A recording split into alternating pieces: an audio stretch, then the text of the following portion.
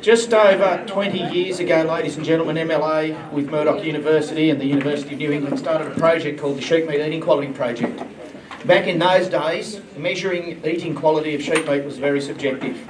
Over the years, we've now got a process where it has become an objectively measured trait in animals, something we can use as an industry very much to our benefit.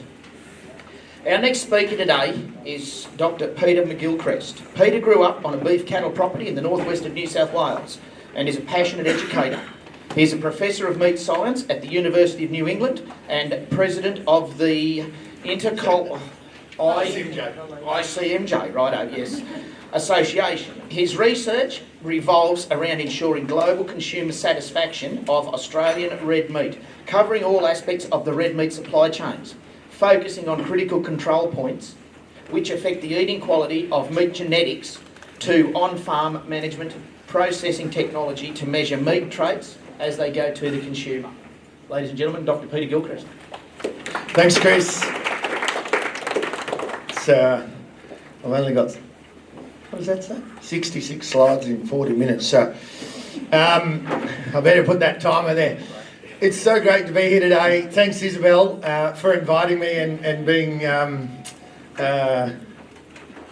patient, shall we say, around putting this day on a day when I could get here. So this time of year we teach a lot of students, and I try and jam all my teaching on a couple of days a week so I can get away from Armidale the rest of the time. And so thanks for putting it on a Friday so I could make it down. I'd also like to thank GMP as well, because Isabel's already thanked them, but through COVID, we don't really want to go back there, but we couldn't get into any plants, right? Because everyone was worried about their workforce, and especially coming from the New England, like we were close to Queensland and they were dirty as. And anyway, GMP was so helpful because they knew the value of phenotyping carcasses during that period. Threw their doors open, gave us their staff to help. So these guys were like my best technicians we had, and we were allowed to bring 1 or 2 people into plant, and they had to be clear and tested and all that sort of thing. But you know, that goes above and beyond to getting this done. So that's not the first or the last time I'm going to mention GMP today, but it's fantastic. So we were talking about today about the trade-off between growth and yield, and covering off on a little bit of... so I've got a bit of biochemistry in here today. We're pushing you a bit because you're all kind of learned breeders and at the top end of your game. So I really wanted to give us a little bit of something different. So we'll have a look at some genetic trends. Some of you have probably seen a bit of that before. We'll have a look at variation in eating quality. I want to touch on what my view is of the size of the premium lamb market, and have we got opportunities here to do better with Australian lamb. Have a look at genetic correlations between lots of the traits we've measured to date on all the thousands of animals, not only Isabel's, but the thousands we've measured through Resource Flock, and what that means for eating quality, and have a sneak peek at a new eating quality breeding value that might pop out hopefully sometime in the near future. And then at the end I'll get to this, why is it so difficult to get yield and quality in the same animal? So that's where the biochemistry comes in. So hang with me. If you've got any questions, just stick your hand up at any point in time. This is the thing that annoys me the most about the Australian sheep industry. We pack all lamb together in one box and we just call it lamb. And we're happy with that. And the industry tells me all lamb is good. And we'll get back to that. But this is my greatest frustration, something that I hope that we're pushing to change in the very near future. And certainly GMP are leading that charge out there in the industry. First question today, what industry are we all in? Thank God you didn't say sheep. Correct. We are in the food industry. That is, and we have all got right across from stud breeders, producers, processors, wholesalers, chefs. We've all got one common objective, and that is to extract as many dollars out of our consumers' pockets as we can. And that is what we need to unite behind and get amongst, because that's our job. Because if they don't pay us for our lamb, that's the only source of any income into this whole value chain. So we've got a common goal, hence why holding hands with your producer and your seed stock buyer and everyone else in this whole system is really important, because together we can try and get as many dollars out of that as we can, and then feed that back down along that value chain. So never lose sight of that, okay? That is our one primary purpose, is to get as much dollars out of their pocket as we can. So, you want me to get that for you? No worries. Take it out of your mum for me.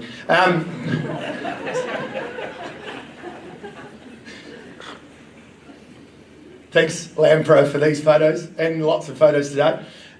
I think we need to transition away from just getting common old lamb and transition away from commodity lamb or just lamb and move towards at least segregating into good, better and best. We get sold, we get paid on hot carcass weight, right? And maybe some sort of palpated fat score that means bugger all anyway.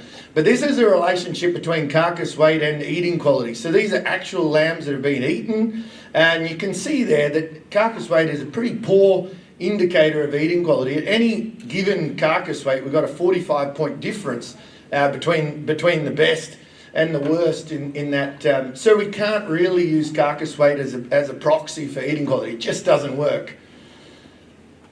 We've eaten a few different drops of the genetics resource flock, one in 2009, 2010, and then another one in 2017. And what you can notice here is the slope of those lines, as intramuscular fat increases, the eating quality, which is on the y-axis there, goes up. Yeah? That slope is exactly the same. What's happened in that period is the overall eating quality of our flock across this country dropped by 6 points. We were going backwards at a rate of knots. And that's not a bad thing, because we're probably making a whole heap of gains on other traits that did make us money, like, you know, number of lambs weaned and growth and things like that. But I'm talking about, let's bring the balance back in here. So if there was no price signal for eating quality, which there certainly wasn't in that period, we were getting tougher chops. And you can see this. We've done an amazing job. This is the terminal genetic trends, because I'm guessing we're mostly in that terminal space today. Lean meat, as we've gone across time, we've done a great job of increasing the lean meat yield of our. This is the genetic trends of our flock. That's awesome, right? So we're getting more meat per kilo of carcass weight that we slaughter. That's great. At the same time, though, our shear force is going up. So that's the tenderness of the meat.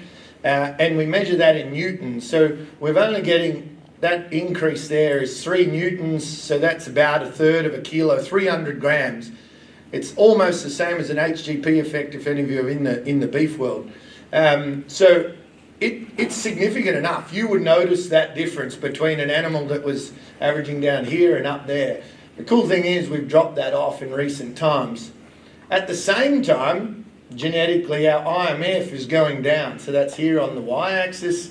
We're not even at 0. We set the bar way back here sometime, and we've gone into the negative intramuscular fat range across that period, because we were chasing what we get paid for: growth, weight, twins, etc.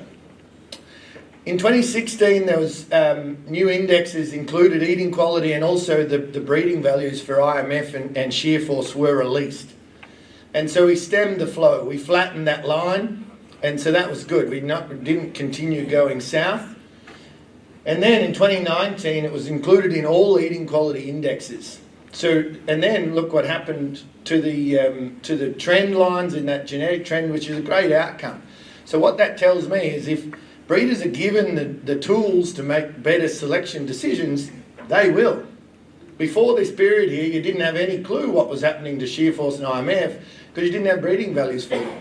Before 2016, 14, Claire, correct me if I'm wrong, somewhere in there. So no information means that you were going in the wrong direction. As soon as you got information, you stem that flow, and then we really picked that up when it got into all eating quality.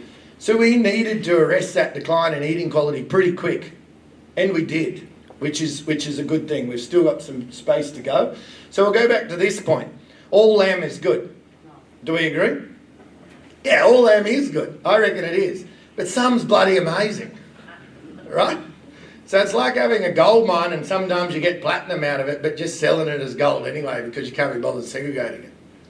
You don't do that, right? So we're one of the only industries that does that. So some is amazing, and how are we going to find them? Probably, hopefully, using the Meat Stands Australia system.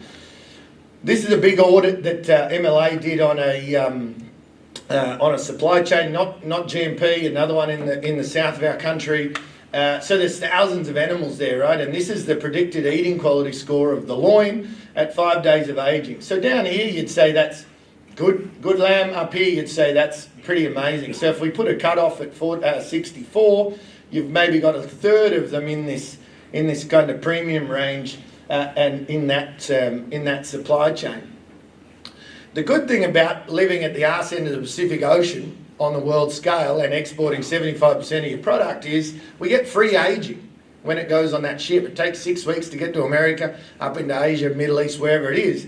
So we've only put 20 days of aging here because lamb kind of taps out about that. You don't get much more benefit over that. But you can see the proportion of these loins that are now above that 64 loin when we age them. We've got a whole bunch in that high quality, and we're just selling that as our lowest common denominator at the moment. Because when you sell meat, you can't sell it as the best piece in the box. You've got to label it as the worst piece in the box. All right, you've got to label it as your lowest common denominator. So we're selling all of that at this price over here at the moment. Anyway, so what is the opportunity? And a bit like we've seen in beef, we can learn from them. We don't have to make the same mistakes as them because they've gone in front of us. But we can segregate our lamb into good, better, and best. And luckily, in the sheep industry, we don't have any Brahmins and we don't have any HCPs. So we don't have any down in this segment over here like we do in the beef industry. So we're in front already. But anyway, we're not at this point in time, other than a couple of supply chains capturing match here. So my quest is, and hopefully you'll join me in this, is we need to trade sheep meat on quality, not on dentition. So we waste a lot. We won't even get into sows here. Won't even get into hoggets and 4 and 6 tooth mutton today, but that's a whole nother day. So there's a whole heap of beef brands out there backed by the science of MSA, 196 brands. There's a couple up here, and even 20 of them are into international markets. So we talk about this in international space. I'm in Japan in a few weeks' time, and we're looking at comparing MSA, looking at the range in MSA compared to USDA, Prime, Choice and Select to try and help our branders get a handle on where they compare to those sort of things. So what have we seen happen in the retail space? Today you could go down, it's Woolies down here, but is it Coles? I don't know. On the Coles shelf, I've used them because I was involved in this in the early days.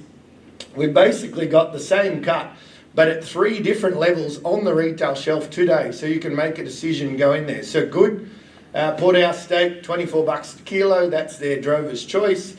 The better ones is what they call Coles Butcher. It's $40 a kilo, so slightly better animals into that. And then Finest, Coles Finest, $51 a kilo, and that's their best eating quality meat. So the science backs that up. And then they segregate that based on price. So you can go in there on any day and you're like, is it a Tuesday? Probably don't need to go here on a Tuesday. Can. But, or is it Friday and your best mate's coming over and you go straight for that one. So you can make decisions about how much you spend on that product on a daily basis. So that's in action in our most expensive market, which is our domestic market right here. We've got some leaders in the sheep world, which is, of course, Gundagai Lamb with their GLQ5 plus range. And out of the same stable there, we've also got Coles Finest. So Coles cutlets are $43 a kilo and Coles Finest cutlets are $47 a kilo. So they're already getting $4 extra a kilo for those top quality lambs. What price would have they been sold at before the ability for GMP to segregate them? That price. So we're bringing more money in. Okay, it's only at this point in time for a couple of cuts. More money in the top will flow down through. And of course, the other one is good friends at Lamb Pro, so the Kinross Station brand and the lower quality Willow Bend brand. So at this point in time, we've only got 2 processing plants segregating. I think we've got a wave coming. Well, I at least hope. And I'll talk about this. Can we handle that, and can we handle that on a world stage? So we're never going to win the battle on price, yeah? Because lamb is the most expensive on the retail shelf. Do we want to win the battle on price? No, never. But we need to deliver value. So as the great Warren Buffett said, price is what you pay and value is what you get, right? So don't worry about price, worry about value. And so lamb needs to deliver value in the mind of the consumer to keep them purchasing it. So it's enjoyable, you know, it's delicious. Who doesn't love a good old lamb chop? It's versatile, so we can cook it in lots of ways, and that delivers value. It's quick to prepare and the kids will eat it. 54% of our population in this country spend less than 30 minutes preparing their evening meals. Think about that. So double income families, you pick up those kids, you've got like 30 minutes between daycare and them turning into gremlins. But if you can feed them in that time, there's lesser gremlins, I guess. So, you know, this is where value is. So if you prepare something and they then eat it and don't turn their nose up at it, that's awesome, because you've had a long day already at work, and you come home and if you can prepare something like that. So we've got to pick on these value points. And we get to eat a fair bit of good meat in my house. Anyway, the kids get to pick what they want for their birthday dinner. What do you reckon they pick? A humble old midloin chop. Because we only get like loin steaks mostly. We don't ever get many chops. So my kids always pick a good old midloin chop for their Christmas birthday dinners. Flavoursome and consistent. This is really important as well. So we need to deliver value. The US is one of our major markets for Australian meat for the last couple of years, and it's continuing to grow. Let's hope we get through next week okay. Who knows what's going to happen? We can't predict that. Let's keep moving forward. It'll be okay. But we've seen a 4-year growth in all of these dishes. Now, I'd suggest some of you wouldn't even know how to say those things, let alone cook them, right? But we're seeing year-on-year growth in those Middle East, in those American markets for very non-traditional ways of cooking. Can't even see roast there anywhere, can you? Very non-traditional ways of cooking lamb. So this is the versatility of lamb, and this is how they're getting value out of it, right? In ways that we don't even know how to cook it. So what is the size of the prize? Let me cover off on this. This is my view on this, and let's go forward. So America has been year on year growing at a rate of knots, and maybe why Trumpy is thinking about tariffs. What's their sheep flock at? Does anyone know? Not much. How many million? Yeah, okay, you're pretty good. It's less than 5, correct. So we've got, 65, maybe 70 odd at the moment. So we've got heaps more sheep than them. And their population is eating sheep at an increasing rate. So we've got a great opportunity there to put our lamb into a very wealthy market. I think the market in this premium space, you know, food service is not so fussy or doesn't compete or doesn't push back as hard on price compared to the retail shelf. So if we're going to put premium meat into a proportion of a market, we're going to aim for food service. And this is a percentage of Australian meat into all these different countries that goes into food service. So let's start with our biggest market, the US. The whole market is a $1.3 billion industry, and 55% of Australian lamb goes into food service. That means they prize our lamb to give their consumers in a restaurant a good outcome. Let's look at the Middle East. So Saudi Arabia and the UAE, 661 million. 70% of our product going into there goes to food service. We're a highly prized supplier of really good quality meat. What about China? Nearly $500 million worth. 92% of Aussie lamb into China goes into food service. What does that tell you about how they hold, what sort of prestige Australian lamb has in that country? It's right up there, right? Korea, not too different, 65%. Japan, a little bit lower. They know how to cook it at home, $136 million industry. Malaysia, similar at 45%. Australia, we've got a $2.6 billion domestic market here. And let's have a look at that. Only 12% of our lamb domestically goes into food service. In 2019, pre-COVID, okay, so there was a lot going on there, 25% of lamb eaten in this country was eaten in food service. A quarter, right? So we can extract greater value when you go to a restaurant and buy lamb compared to when you go to the supermarket or the butcher and buy lamb. Move forward to 2024, we shrunk that proportion by over half to 12%. Okay? So then you ask yourselves, why the hell are we going backwards in our own domestic market with lamb on the restaurant menu? Yeah, thanks, Floyd. Thanks for helping me out. So it's a good question. You guys are all sheep producers. Does it annoy you when you go to a restaurant and you can't get a good feed of lamb? Or do you just go to a restaurant and try and eat something else because you're sick of eating lamb? Really, only Shanks? Yeah, maybe. That's what's all the Yeah, but it's rare, right, to see lamb on a menu, and we've got to call for this to come back, I reckon. What I think is going on, this is my take only, not MLA's, but I think we're losing ground because what you can buy at the retail and cook at home is no different to what you buy at a restaurant and get at a restaurant. That's my take on it. Because lamb is lamb is lamb, and it's not superior. When we go and have a steak at a restaurant, it's some brand you can't even get at home, right? And it's generally pretty good unless you go too far north. There's no Queenslanders here, surely we're far enough south, but give them some cheek down this far. So we need to get back on the retail and on the restaurant menus in this country, and GMP and these high value brands are certainly having a good crack at doing that, but we need more of them. If we're going to understand our market and the size of it, we've got to understand who our competitors are. So in sheep meat, we are running our own race. Do you agree with me? We've got one competitor, and that is New Zealand.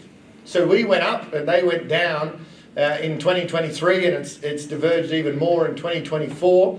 So they're really our only competitor in this space. We don't have a Brazil in the sheep space. We don't have a Uruguay. We don't have a Paraguay. So we've got really no, and America doesn't export much at all lamb. So we've got no competition in the lamb. So I think we'll go through some turmoil, but I think the future for sheep meat is pretty bright because we're the only ones exporting to the rest of the world. And if anyone wants to eat it, where do they go? They've only got 2 shops they can go to, Australia or New Zealand. So let's have a look at our competitors. In 2024, 2025, thanks to Matt and the team at episode 3, with their sheep flocks going down 4%, their lamb crops going down 7%, and their cattle going down 2.8%. They're putting a whole heap of country into trees, and Jacinda, I don't know, she was a blessing, certainly not for their producers, but maybe for competition in the lamb space, she's taken them out of the competition. So that's 1 year, and I hear you saying, who really cares? Let's have a look at history. So this is a negative push on their flock. And these are the only bright bits or positive change over all those years. So it's not a one-off. They're an ongoing trend of heading to, I don't know where they're heading to. But they're becoming less of a competitor. It's maybe like our rugby team. Well, they might just look at the skills of Australian Rugby Union and they look at it like, oh, they're not going to be competitors for long, like we're looking at their sheep. But hey, anyway. The other thing is, you go to New Zealand and try and select a sheep on eating quality. So this is their improved system. Let's have a look at the breeding values they've got for eating quality. Carcass weight, fair enough. Shoulder lean, loin lean, hindquarter lean, carcass weight yield, fat yield, lean yield, eye muscle area. They've got a whole heap of yield breeding values. Nothing on marbling, nothing on shear force. Where do you reckon the quality of their lambs going? That's what I told them when I was over there. I said, the only good thing about being on the floor is you've only got one way to go. You can get up. So they'll continue to go backwards while ever they've got no breeding values for shear force and IMF. And they don't have enough levies. They only kill 18 million sheep a year and they pay 75 cents. If they spent all of their levy on generating a breeding values for IMF and shear force, they might catch up in the next 10 years. They're a long way behind, unless they all register through sheep genetics, which could help them and could help us. Because the way we have to look at this, anyone eating a lamb meal is a good person. Yeah? Because if they have, internationally, if someone has a lamb meal and they go, well, that was bloody terrible, are they going to say, that was New Zealand lamb, I'll go and try the Aussie lamb? No chance. We're in this together. We actually need them to be better. Probably like they need us to be better in rugby. But hey, so they've got some competition. This is not going to help them in the near future. And we actually need them to produce better lamb because it's marginal. The only thing that helps them is they all have milk-fed lamb and it's quite tender, so it does okay. All right, how are we going to progress eating quality? Carcass identification, hook tracking. One plant in this country, which happens to be in this town, does that well. The rest of them, you can raffle them. But we need that to happen. We've been talking about this for 10 years and we need to pull that through pretty quickly. Because at this point in time, you need data back to you guys, the producers. At the moment, we have got a black hole or a void of data. You're breeding into the dark. So you're putting a lot of effort in buying new size, doing all these things. What data do you get back on your carcasses other than through GMP? Weight, whoop-de-doo, we can weigh them on farm. And some sort of palpated fat score. You can give them a squeeze on farm also, right? So you're getting no added value in data coming back from the processors in this country compared to what you can get on farm. We've got to change that because in cattle we get all those MSA traits. We know within an inch of their life what data we're getting back. This has to change quickly if we want to transition our sheep industry and do a better job of it. We need a technology that relates maturity or tenderness. Now this is a fair challenge. Maybe DexRR will do it. We're also working on something called NMR or nuclear magnetic resonance. Predicting tenderness on a carcass is difficult, but we're having a crack, let me tell you. The premium lamb market door is wide open, and I think it's a big market because we've got no competition there, and we're a long way in front of our competitors in producing better eating quality lamb. All right, let's get into it. Breeding profitable sheep. I wouldn't have a clue how to breed profitable sheep. But they've got to be fit for your farm and suitable for a market. This bit I know a little bit about, so let's stick to that. Isabel's kind of told you about the lambing rates and all this stuff that actually makes you money. I'm going to talk to you about maybe a bit futuristic. What does your crystal ball, because genetically you can't change that you can't turn something on genetically very, very quickly in like eating quality. So we've got to be thinking now for where we're going to be in 10 years' time. And hence why I'm just going to prompt you a little bit about what is the market in 10 years' time going to look like. And I think you guys, through this program, are a long way down that track. So for animals to be fit for your farm, there's a few merino breeders in the audience, I know. They've got that fluffy stuff on the outside too that you got to get right. Like people pay for it to be fine and white and long and all that sort of stuff. Anyway, there's a whole heap of things that you got to select for if you're a merino breeder before you even start to think about meat. These guys are the champion of our sheep industry. They've got selection pressure galore on lots of different traits that make them money. And then I put a couple down on them at the bottom. Maternal, so we take the wool out of that, but we've still got a fair bit of things to select on. In the terminal game, other than you that run studs, of course you've got to run those ewes on farm and stuff, but all of those can, if we can, put some selection pressure on meat yield, meat quality. It's easier when you've got less other things. You might have to increase my list for terminals, but it's truth and a good story, right? We can put a whole bunch there. So what drives the value of a carcass? And there's lots of nice carcasses hanging around with tags hanging off them and numbers on their loins, but this is how we phenotype them and catch those loins in the boning room that runs at 800 an hour. So it's the quantity of meat, so that's the yield side of it, times by the quality of that meat. So if we've got something like this, it's low in quantity and also low in quality, not as high a value as that one above it. So lean meat yield is really important for more than one reason. So if you buy rack, lamb lollipops, my kids call them, and they always request them too because, I don't know, I think they just grow on trees. But anyway, $42 a kilo. This is, bog standard boning these out at home. 44% of that is fat, so it leaves you at $75 a kilo when you've just got the meat and the bone. 36% of that is bone, so consumers are actually paying $117 a kilo for the meat component of a rack. Yeah, they know that. Our consumers are not stupid. They know that if they buy a cap-on rack, that they're trimming a lot off. So we're getting better. We've got substantive fabrication in at the abattoir level. It's difficult to remove all that seam fat. Trimming is also expensive and costs time and labour. And even with a China licence, that fat that you can sell there is still lower than the buy price of the carcasses. So fat basically sends us backwards a little bit. I'm getting to present some slides now from my good colleagues at AGBU. Late Andrew Swan and Daniel Brown put all this together, but we're looking at the data that we've gathered over the last kind of 20 odd years from these resource flocks across the country, and Britt's here from good old Katanning over there, and we've still got the one up here at UNE going forward. So we've done a lot of meat quality testing on them over the years. So there's about 50,000 carcass weights in the database now, 11,000 lean meat yield from CT and DEXA.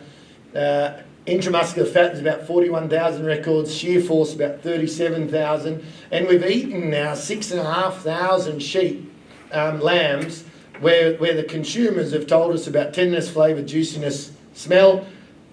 That's not very good. Overall liking, and like I said, it's not heritable, it's totally random, so you won't see much more on smell. And we've done that for the loin and topside muscle. So quite a few good numbers. The one thing with geneticists is they always need more. Like, how many do you want? More. Okay. And so for a phenotypist like me, I just turn sheep into numbers, right? That's okay. Keeps us busy. So the consumer test, each loin, let's say, or each topside from a lamb gets eaten by 10 consumers. Because one consumer's answer is totally random, but the average of 10 is quite repeatable or quite predictable. So they get cooked. They're untrained consumers. The samples are randomised, so the order they're consumed in, and they're being cooked using grill and roast methods. So this is the breeds that we've eaten to date. So if we focus there on the terminals, we've eaten progeny from about 1,500 terminal size across that 20-year period, and 3,000 size overall. So a good bunch from terminals, and quite a few merinos, etc. So then this is all aiming towards producing a eating quality ASBV. So rather than our indicator traits, which are shear force and IMF that we've got breeding values for now, we get one breeding value for eating quality. So an EQ ASBV, which you can ask Clara when that's coming out, but sometime. This is the loin on the top here and the top side on the bottom. This is for tenderness, flavour, juiciness and overall liking. You can see on average the loin for any trait, any of these four traits, kind of eats a bit better than the top side, right? So, but pretty normally distributed. The loin may be a bit skewed towards the top end of the 100. So we've got wide variation from our lambs that we've eaten. So let's go back to that point of all lamb is good. This is true values on 6,500 lambs that we've eaten. This tail down here under 50, that's your Brahman of lamb. They are not good. Okay? So we're not all good. We've got to shift that needle up a bit. So what do we... These traits, of course, are pretty heritable. So carcass weight, is heritable. Lean meat yield is heritable. Intramuscular fat, very heritable. And shear force, moderately heritable as well. What this tells us is the difference between breeds for carcass weight and lean meat yield is large, and the difference within a breed for intramuscular and shear force is nearly as large as between breeds. So when that number is low, the difference within any breed is as great as the difference between breeds. So these two, okay, and that's probably driven mostly by Pole Dorsets, maybe, no, some. But the breeds will give you big differences in carcass weight and lean meat yield. But these two have got big difference within their breeds. So high heritability estimates, breed difference is really important for carcass weight and lean meat yield, and within breed selection is really important for these two here. Let's have a look at these genetic correlations. So this up the top here is the loin flavour compared to the loin tenderness, all of this. So nearly 1, right? So the loin tenderness and flavour are very highly genetically correlated. Same here with the top side. So top side flavour and top side tenderness, or top side juiciness and top side flavour, they're basically 1-to-1. So we've got a very strong genetic correlation within that cut. kind of makes sense. We call it the halo effect. If someone likes the tenderness, typically they'll like the flavour and the juiciness also. So that's cool. What about between those cuts? So if the loin tenderness was good, what did it tell us about the topside tenderness? Also pretty high. So genetic correlation of 0.8 is almost the same. So we've got a high genetic correlation between cuts, which is also good. That means if we make genetic progress in one cut, let's say we go on the loin, we're kind of making progress across that whole animal. Not to the same extent, but close. Let's have a look at the impact of hot carcass weight and lean meat yield on these loin and topside traits. There's a bit of negative in there, but not too bad. So carcass weight, higher carcass weights, we've got less tenderness, less juiciness, less flavour, etc. And it doesn't really matter about cut. And lean meat yield is also negatively correlated with those consumer traits. We know that, right? So lean meat yield is actually in the MSA model. It's a soft adjustment. But the higher yielding animals tend to be a little bit tougher. And that's driven through a change in the amount of an enzyme probably in there called calprestatin, which changes the aging rate of those animals or the protein turnover.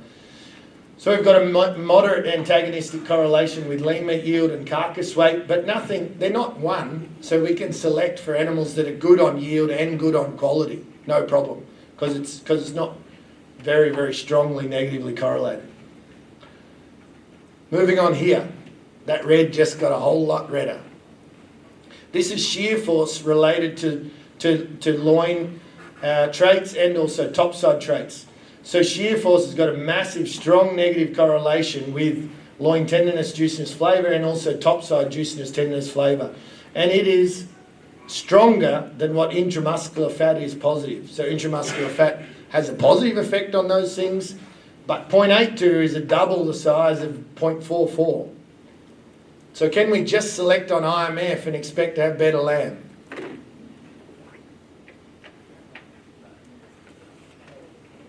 It helps, yep.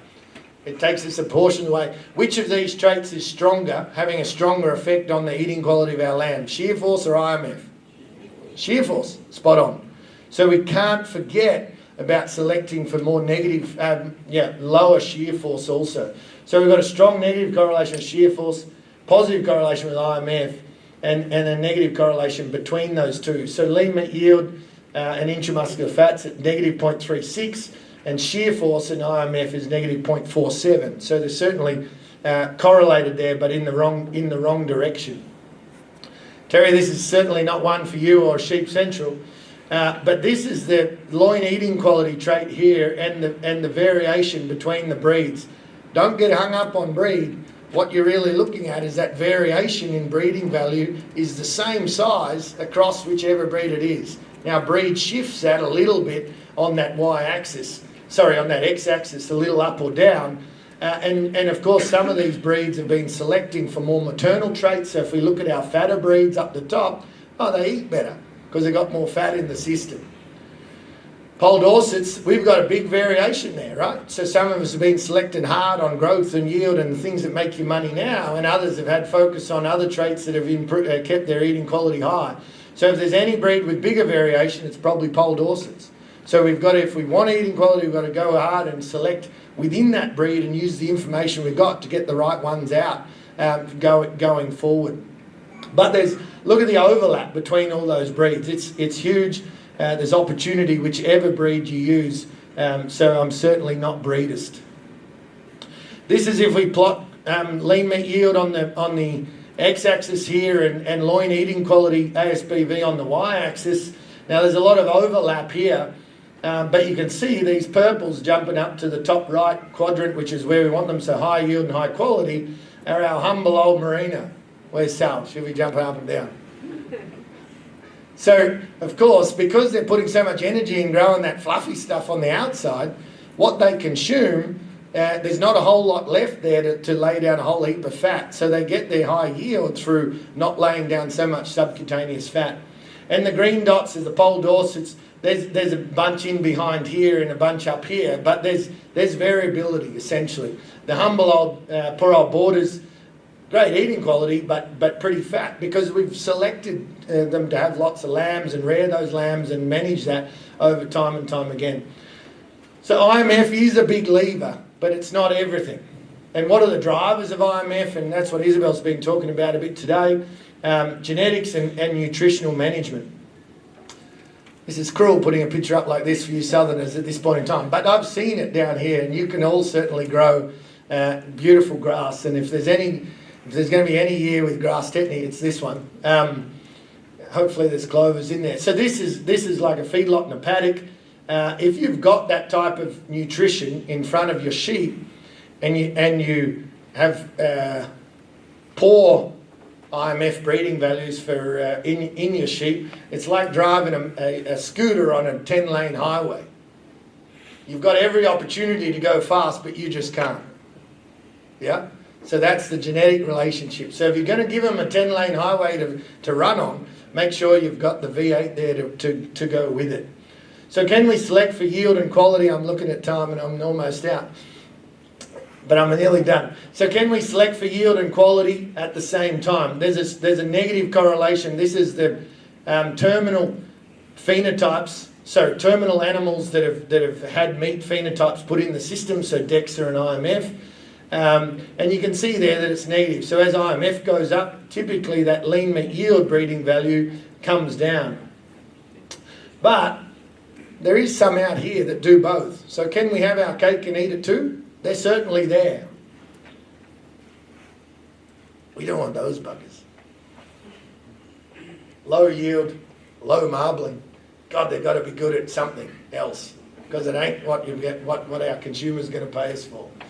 So why is it so hard to find those curve benders? I'm going to call those top ones in the top right-hand quadrant. Why is it so challenging? And now we're going to get into a bit of biochemistry, so hang with me. Why is it so hard to find those, or why are they so elusive for us? So if we select for more muscle or more growth, how do we get bigger muscles? What are the physiological changes that happen? How does that actually happen? First mechanism is that we get hyperplasia, which is more muscle cells. So on the day you're born, the amount of muscle cells that you have is fixed, finish. So hyperplasia, or the amount of muscle cells, only changes in that period before they're born. What's that called? Yeah, in utero, thanks. And then when you're born, the number of muscle cells is fixed. Beyond that, we can play around with hypertrophy, which means we can change the size of our muscle cells. These are the only two ways we can get more muscle into an animal. To understand this a little bit more, we have to understand the different fibre types that we have in our muscle. So we've got sprinting muscles. So does anyone know who that guy is? Some of you are old enough, right? Yeah, see? My students of today have got no idea. What did he win? The 88 Seoul Olympics. Good judge sheet. And the great Steve Monaghetti. So we've got our marathon runners on the left and our sprinters on the right. Our sprinters can go really, really fast, but for a very, very short period of time, right?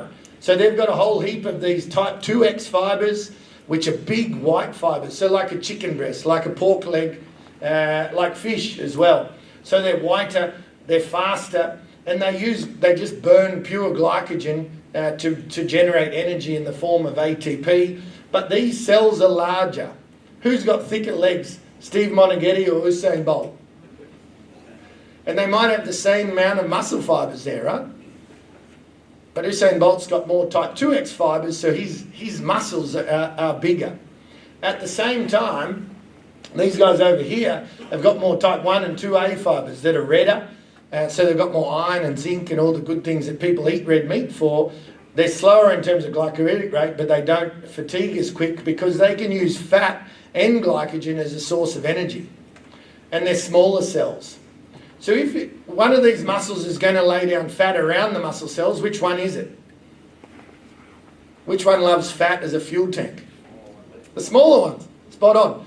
So animals that are going to have more marbling have got more type 1 and 2A fibres because they lay the fat there so they can use that later on for energy. They don't put marbling in their meat so we can eat them. I'll give you the tip. We're working with animal physiology here, right? It just so happens that it tastes good. So we've got to work within that system to make this work. All right, so these guys over here have typically got less muscling, and these guys over here have got more muscling. Can you see the conundrum? We want more muscling, but we want more fat. Hang on a minute, how are we going to do this? And that's why they're really hard to select for, because we're trying to change the muscle physiology of these animals, and we're doing that incrementally and slowly. So we want more of these over here because they store that fat around their muscles.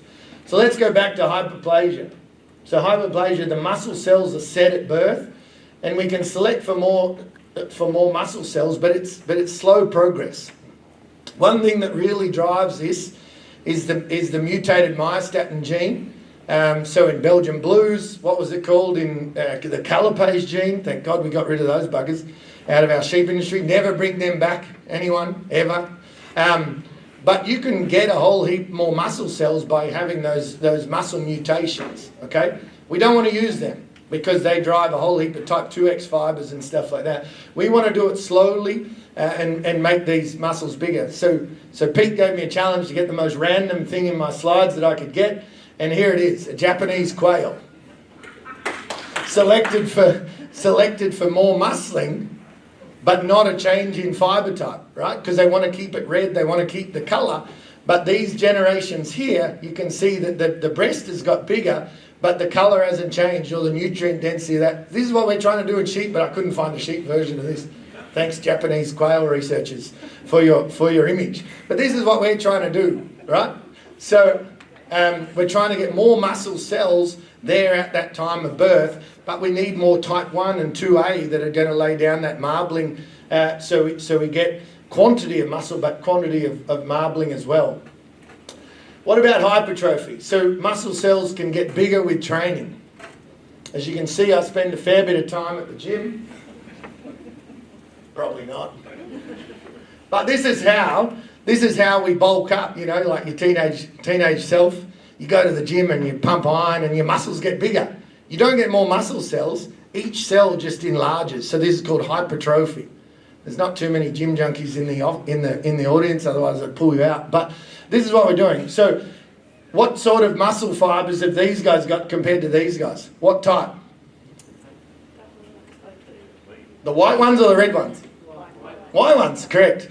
So that's why you do high intensity, fast things at the gym, like pumping iron, because it's like a sprint for your muscles, and it's like, shit, I'm going to do this all the time, so I better generate more type 2 fibres. So we can change the amount of type 2X fibres simply by what we do on a daily basis. Does anyone see any sheep going to the gym? There's a few of us that have been on the ICMJ scene in America. The only time I've ever seen a sheep or a goat is in America at a show, and they put them on a treadmill, and they're like all day at the National Western and the Houston, the American. That's next level crazy. But they do it. Why would they do it? For these show jobs? Because they want more type 2X, bigger fibres, right? Bigger butts on their goats and their sheep. So literally there's like treadmills lined up at the show, and they're all on there. I kid you not. Go and have a look at it. Signal number 1 that they're crazy. Anyway, so how do we, it's not too long, how do we get muscling and IMF? This is a challenge, right? Because it is tricky. We're trying to change this physiology. We need more of these type 1 fibres. They're smaller fibres, but they've got more capillaries in them. Why would they have more capillaries? What do they run? They need oxygen to produce ATP to use their fat, right? So if you need oxygen, how do you get oxygen in your cells? From your blood. So if you need more blood to your muscle, you need more capillaries to get that blood into your muscle. And then when you overeat or overfeed, you can lay down marbling around those capillaries. If you've got type 2X fibres, there's not many capillaries in that muscle. So fibre type drives capillaries, which equals IMF if we feed them right. We can also generate some more of these. The type 2A fibres, even though they're red, they've got capillaries, they are a larger fibre, and so they're a bit more hypertrophic compared to the type 1 fibres. So again, slowly we can increase the proportion of them through breeding as well. And that hyperplasia, or increasing numbers, enlarges that muscle. Whew. I'm out of time. Yielding weight and growth. So merinos, very negative. Maternals, negative. Terminals, also not as strongly negative. So if we charge on growth, which is what you get paid on here, you're typically, your IMF goes, or if you select for more IMF, your growth is typically more negative. So it's easier in terminals to find those that are high growth and high IMF as well. That's good. How we go? No, you want to keep going. You reckon? Yep, yep. So the thing about depositing marbling is it's a proportion, right? So it's the percentage of fat that's in that loin. So if you're increasing the amount of muscling in that loin, and you're holding marbling at the same quantity of grams, you're actually going backwards in percentage of marbling. So it's this balance between the weight of the fat over the weight of the muscle and the fat. So if the muscle is going up at 1% a month, let's say, and your marbling is going up at 1% a month, you've got zero change in the percentage of fat because they're going up together. Does that make sense? So to get more marbling, your deposition of fat in the loin has got to be greater than your deposition of muscle. If we want an efficient animal, so we want them to eat less and grow quick, what are those animals going to lay down, muscle or fat? Muscle. So muscle, to lay down a kilo of muscle, let's say you've got a 10-to-1 feed conversion ratio, just for simple maths, the density of fat, or the energy density of fat, is 6 times that. So if you take 10 kilos to lay down a kilo of muscle, it takes 60 kilos of feed to lay down a kilo of fat. So we don't want to over-fatten lambs. But that also tells us if we're selecting animals that are growing very fast, they're not going to be laying down much fat. And we want them to lay down fat, but only in that one depot and IMF. So this is the challenge between efficiency and laying down IMF. So as muscle grows, so does fat.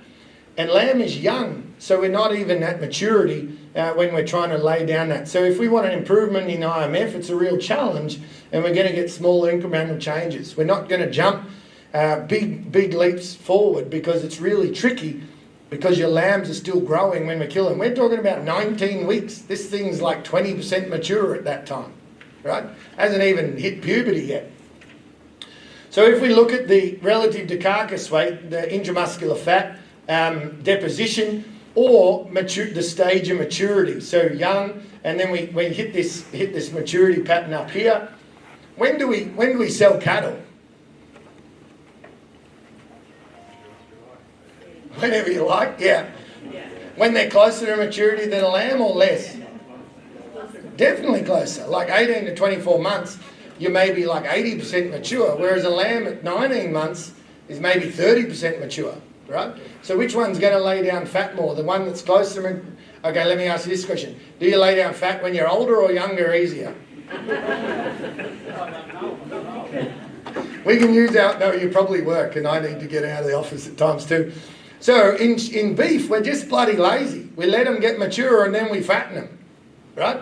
So we can drive, so they're not laying down any more muscle, and then we can just drive fat into them through nutrition, right? Because they're not going to lay down any more muscle. In lamb, we're going to killing them way back here somewhere. So they're still depositing a whole heap of muscle, and we're trying to get IMF into them as well. That's a fair challenge. And so hats off to you for having a crack at it. This is where pork and Euro beef, so at the right carcass weight, they might start depositing marbling right out here. Hence why they're really lean all the time. And sheep, we haven't had a lot of focus on IMF for very long. So let's not be hard on ourselves. If we didn't have any focus on IMF, we're not really putting a whole lot into that system. But we can use genetics to shift that curve. And that's what our challenge is what we're trying to do is basically make that pop up. So lambs with higher IMF breeding values will deposit more marbling earlier in life. So we're trying to shift that line. Again, not quick, not easy, but possible, because we've seen it happen in other breeds. Can we select for IMF and have no shear force issues? I swear I'll be quick. Strong positive correlation. So as IMF goes up, shear force goes down, but there's still these buggers up here that are tough and got marbling. So don't let them creep into our system, I don't reckon. I've just cut all those ones above average off. You can make your own decisions on that. I'm probably a bit harsh on those. But we certainly don't want to just use IMF as a proxy for eating quality. We need these buggers out of the system that have got IMF, but they're still tough because they'll still decrease our eating quality experience. So conclusions, demand for this superior eating quality is significant around the world. We have no competitors. Let's get into it. Genetics and nutrition are equally important for IMF. Low shear force is really necessary also, because even though we can't measure it, we're never going to get paid on it. The consumer's experience will ultimately decide how much they repeatedly purchase lamb, and we don't want that to be an issue.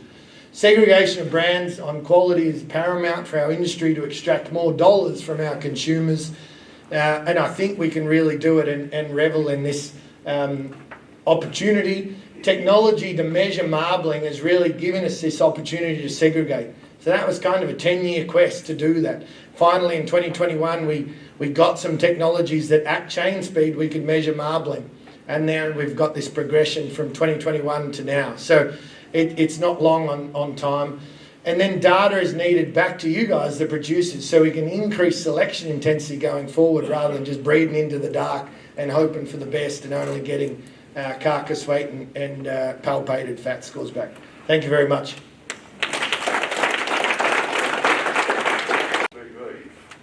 Where do we find the cut-off point? I mean, we never get an answer out of anyone that says minus or plus 4 is shocking. Don't go above that, or is it 0? For shear force or IMF? Shear force or IMF.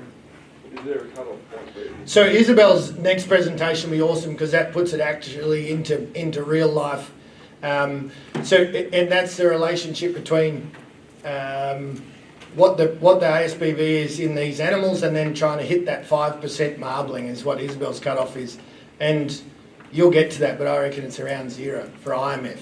For shear force, we're never going to get paid on it, right? So then it's just like, okay, what are you happy with? And so I think average or above, or as in more tender than, if you can keep going in the top half, it's better than selecting some in the bottom half for shear force. We don't want to be down there. We certainly don't want to be at like plus 10 or plus 20 for shear force. Definitely not. Yep, well up the back. Sal. So we've got three databases in sheep genetics. You just said 0 for IMF. Which database are you talking about? Terminals. Sorry. Soon we'll have 2, which will be bloody amazing. So maternals and terminals are getting rolled together, and that'll be incredible. But yeah, we'll have to reevaluate that a bit. I don't know what the number is for merinos. Sorry. Other questions? Terry. In your opinion, Peter, what the Pole Dorsets have done here, I'm going back to your breed comparison, indirectly, do you think all breeds need to do something similar to find out where they sit on the scene? So certainly every year in the resource flock, all the breeds that are registered come in those proportions, right? Yeah. And so Pole Dorsets got together and said, okay, there's a whole heap of breeders or sheep that we're interested in, but we don't have any phenotypes on. So they as a group were interested in characterising these animals that they didn't have any phenotypes on. So certainly you saw probably a disproportionate amount of Hampshires in that data, and that's because LambPro have done a lot of testing with us privately to understand that population. Texels the same. There's not that many Texels registered, but they wanted to understand that there. So if you want to understand what variation exists within a breed, you've got to probably phenotype more outside of resource flock. Resource flock gives us a start, but So yeah. it can be said for Coronals, Pole Dorsets, so Yep. would it be of value for them as well? Sure. So we've in the satellite flocks we've done some Corriedales for sure. I don't think there's been many border groups done, but a few of those breed groups are certainly doing those. Producer funded essentially measurement of progeny. Yeah. Other questions? If there is no more questions, thank you, Peter. Thanks. No worries.